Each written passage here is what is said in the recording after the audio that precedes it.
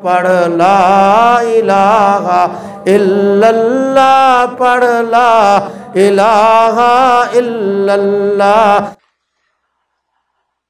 یہ محرم کا مہینہ اللہ تبارک و تعالی نے اس کو ایک خصوصی حرمت عطا فرمائی ہے، اسی لیے اس کو محرم کہا جاتا ہے۔ محرم کے معنی عربی زبان میں ہوتے ہیں وہ چیز جس کو حرمت بخشی گئی ہو۔ حرمت کے معنی عظمت، تقدس، پاکیزگی، جس چیز کو حرمت بخشی گئی ہو اس کو محرم کہتے ہیں عربی زبان میں۔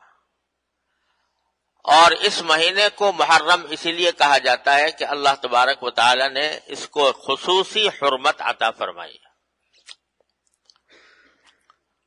یوں تو سارے ہی دن، سارے مہینے، سارے سال اللہ تعالی ہی کے پیدا کیے ہوئے ہیں۔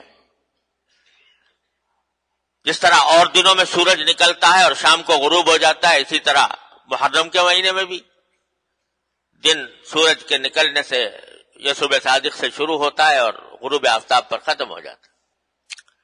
لیکن اللہ تبارک و تعالی نے کسی خاص دن کو یا کسی خاص مہینے کو اپنی طرف سے ایک خصوصی تعلق عطا فرما دیا یہ میرا ہے، یعنی یہ میری عبادت اور میری حکم کی اطاعت کے لیے اس کو خصوصی حیثیت حاصل ہے، تو اس میں ایک تقدس پیدا ہو جاتا ہے۔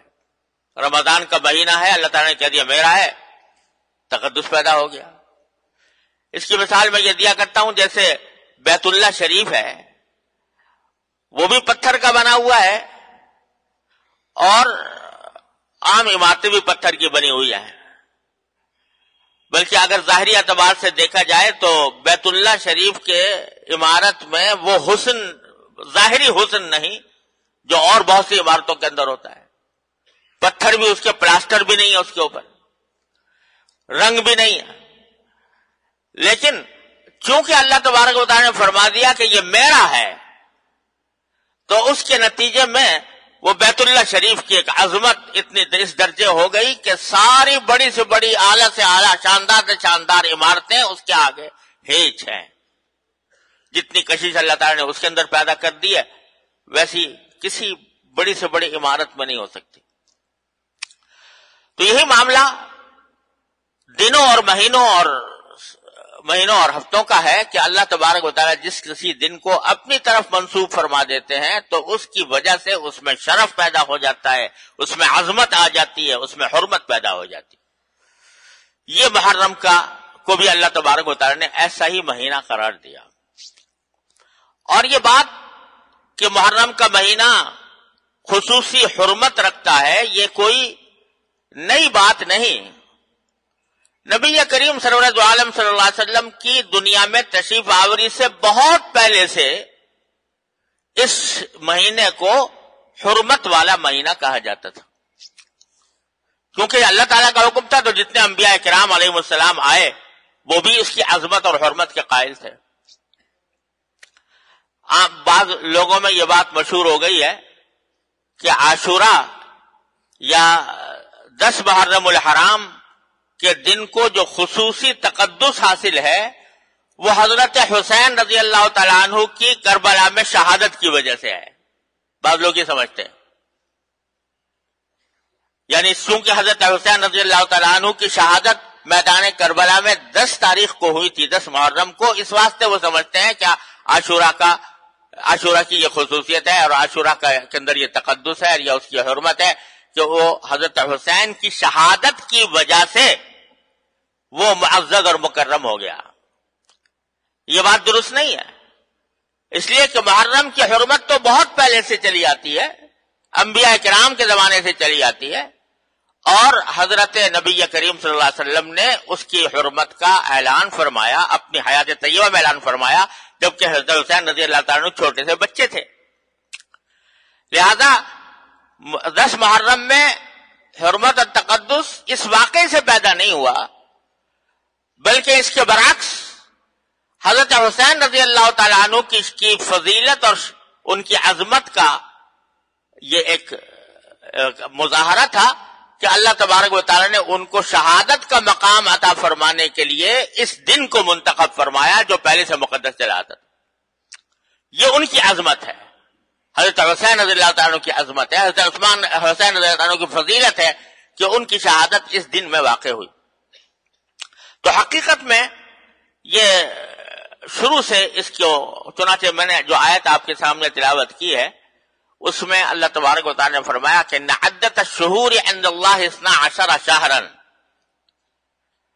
کہ اللہ تبارک و تعالیٰ نے جو مہینے بنائے ہیں وہ کل 12 مہینے ہیں، اور یہ 12 مہینے اللہ تعالیٰ نے طے کر دیے تھے یوم خلق السماوات والارض، اسی دن جس دن کے آسمانوں اور زمین کی تخلیق فرمائی، ان کو پیدا کیا، اسی دن اللہ تبارک و تعالیٰ نے یہ 12 مہینے مقرر کر دیے تھے کہ یہ 12 مہینوں کا ایک سال ہوا کرے گا. کفار اور مشرکین جو ہیں وہ اپنی ذاتی اغراض کے تحت مہینوں میں آگے پیچھے کرتے رہتے تھے، تو اس کا ذکر کرتے ہوئے فرمایا کہ 12 مہینے اللہ تعالیٰ نے پہلے سے مقرر کر رکھے ہیں. منہا 4 حرم، ان 12 مہینوں میں سے 4 مہینے اللہ تعالیٰ نے حرمت والے رکھے ہیں. ان میں سے یہ محرم ہے اور سفر ہے اور رجب کا مہینہ ہے اور ذوالقعدہ کا مہینہ. یہ خاص طور پر اللہ تبارک و تعالیٰ نے حرمت والے رکھے ہیں، جس کے معنی یہ تھے کہ ان 4 مہینوں میں جنگ کرنا جائز نہیں تھا. ان 4 مہینوں میں کسی جائز مقصد کے لیے جنگ کرنا بھی جائز نہیں تھا، اس واسطے ان کو اشہر حرم کہتے تھے. اور جاہلیت کے زمانے میں جو مشرکین تھے وہ بھی ان 4 مہینوں کی حرمت کے قائل تھے، اور وہ بھی یہ کہتے تھے کہ ان دنوں میں لڑائی کرنا حرام ہے، کیونکہ حضرت ابراہیم علیہ السلام کے وقت سے یہ بات چلی آتی تھی کہ ان 4 مہینوں میں لڑنا حرام ہے. اور ابراہیم علیہ السلام کے دین کی بہت سی باتیں مشرکین کے اندر چلی آتی تھی، ان میں سے ایک بات یہ بھی تھی. لیکن اس کے لیے انہوں نے ہیلا نکالا تھا کہ اگر لڑتے لڑتے مثلا